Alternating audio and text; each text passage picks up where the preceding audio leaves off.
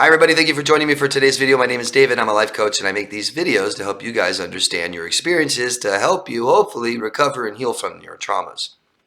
Today's video is about narcissists, about toxic relationships, and something that we've all been in, watching, and something we don't ever want to do again, right? I'm going to give you a little tiny guide to go by. So many of my videos are about this, and I encourage you to watch if you want to date again, if you want to heal and recover from toxic relationships that traumatized you and hurt you. But you want success. You want to keep dating. I hope you do. Don't give up. You don't have to date right now. I encourage you to always take a break. If you're in an abusive relationship, there's too much to learn and recover and grow and heal from. Okay? Do that. Make a commitment to yourself to stay single for a little while until you are recovered and healed. We cannot take our traumas into new relationships where we start talking about the ex all the time, sharing our traumas and forming that trauma bond. Don't do that. Heal until your relationships feel okay when you think about them, when you talk about them. You don't need to talk about them anymore. You already have talked about it to nauseam. Okay? Very, very important. Must do. These things are very complex, and typically we can't do this by ourselves alone. And it could take years. It could take our whole life. We may never heal. Consider hiring a professional and doing that with someone else. That's the number one way. But no matter what, we have to talk. So where I'm starting this video is we've had toxic relationships with people like narcissists, and we have healed from them. We stayed single for a while and they feel great now. When I think about them, I've learned so much. They feel great. I'm not grieving anymore, the loss, and I understand it and I can explain it. Now I would like to date again, but I'm scared. I'm nervous. I don't know what to do. I can't trust people. I'm not sure if I can. What you're saying is I don't know if I can trust myself. The only way to trust somebody is to trust them. Huh? Okay, how to not date a narcissistic person again, let's say. Number one word we have to be aware of is commitment. Commitment. And in toxic people, you have two kinds of people. You'll have someone that commits too fast, and you'll have someone that doesn't ever commit at all. The type A person who commits too fast, we know what they do, don't we?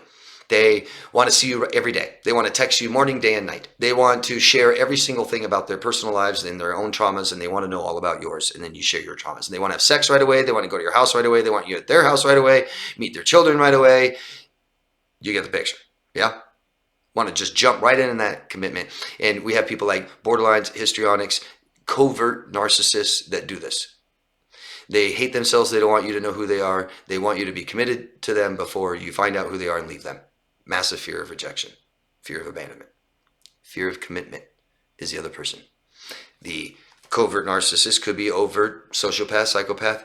This is somebody who won't commit to you, has a fear of commitment, and they tell you everything you want to hear to get what they want. Yeah, oh yeah, I love you too. You're the only one. No, I want to be with you forever. I want to marry you. I want your baby. Yes, I love you. I love you. I love you. You're so beautiful. You're so amazing. You're sexy. And at the same time, they're not committing. They're still dating somebody else. They're still married. They keep a foot out the door and don't really tell you anything about themselves. They are, trying to date other people. Things like this. They're not fully committed to you. This is a problem, isn't it? So, what can you do? What can you do? Be conscious, which means aware. Be aware of commitment. There's a term that I've said before, I like it. Sliding into commitment versus deciding commitment. I'm going to slide into and commit to somebody. Usually it takes time, it's slow, and I'm not really aware of it, and eventually all of a sudden we're together. Instead of saying, hey, I'm not going to date anybody else, you don't date anybody else, we are exclusive, I love you, I want to be with you forever, and we can start talking about plans of marriage and children and stuff like this. Maybe not right away, but we are consciously, mindfully committing, talking about the terms of our relationships, okay? Now, and what this is, like, I've talked about this before, but imagine if I worked 45 minutes away. It took me 45 minutes to get to work, 45 minutes to get home. And I meet somebody who lives 5 minutes away from my work. And as I'm driving to work every day and driving home, I'm also stopping by their house and we're dating over there in that area of town. And then, sorry, I got to drive home 45 minutes. Well, just stay here and you can go to work the next day. I'll give you a drawer and you can have some stuff. And now we're almost already living together. So what we need to do, what do you guys think? What do you guys think about this? Only date marriage material. I'm not saying get married. I'm not saying even if you don't, if you know for a fact you've never been married, you never want to, or you've already been married once or twice, I'm never going to be married again, ever, ever, ever, ever, but I do want to date. Well, only date marriage material. What do you guys think about that? By committing to that, I will only date marriage material requires you to wait before you commit. Because it takes a while. You can't just meet someone in one day and know if they're marriage material, even if they say, yeah, I am. I'm everything you like.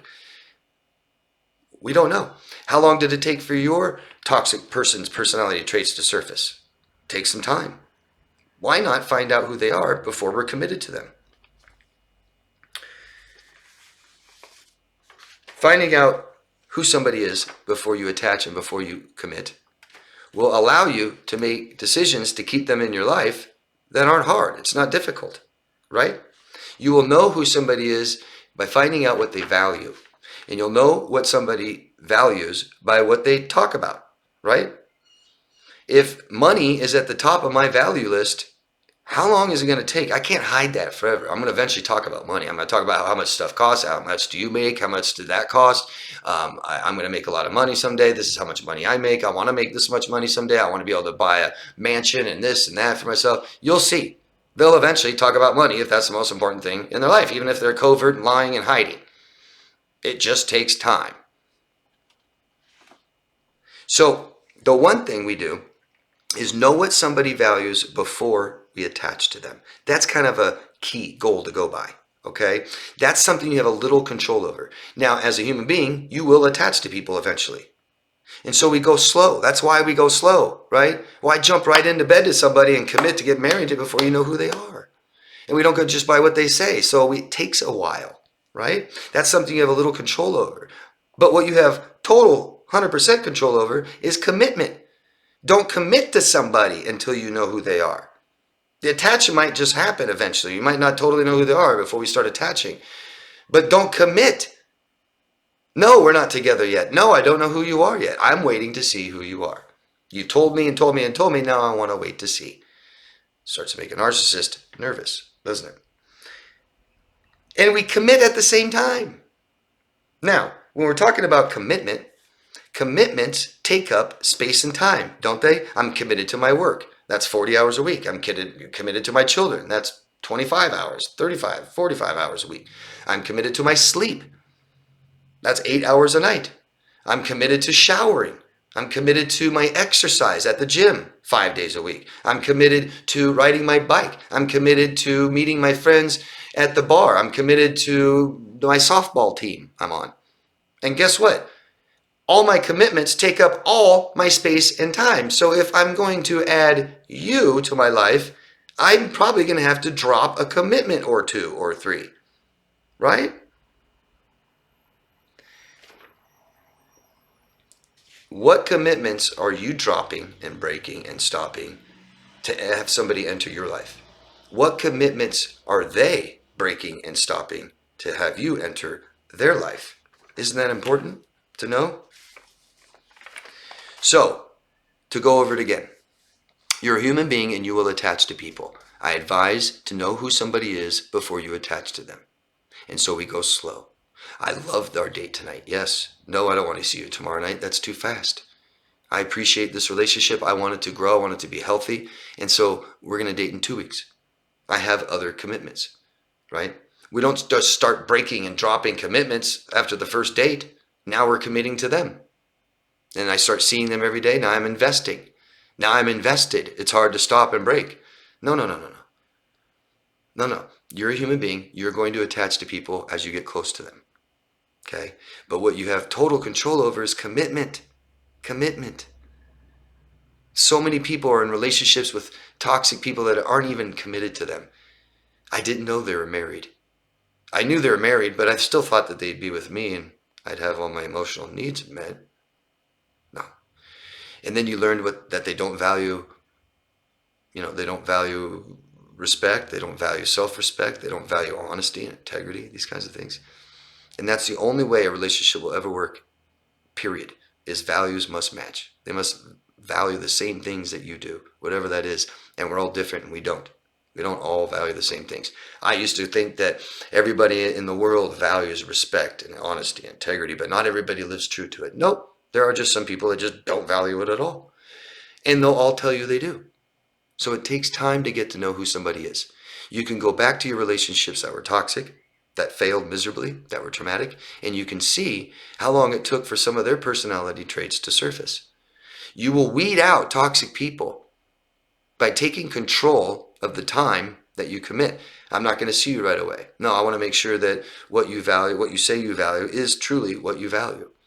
You say you love your kids. I want to make sure that you see your kids and, are a good father and give them what they need. Okay? Let me know what your guys' experiences have been in commitments. Okay? I know that all of you have either dated someone that committed too fast or somebody that was never committed, left the foot out the door. They're dating other people, not telling you the truth, not sharing and being open and vulnerable to you, looking for other people, married, these kinds of things. What have been your experiences? Committing too fast or never committing at all? And I'd like to know, if you feel like sharing it,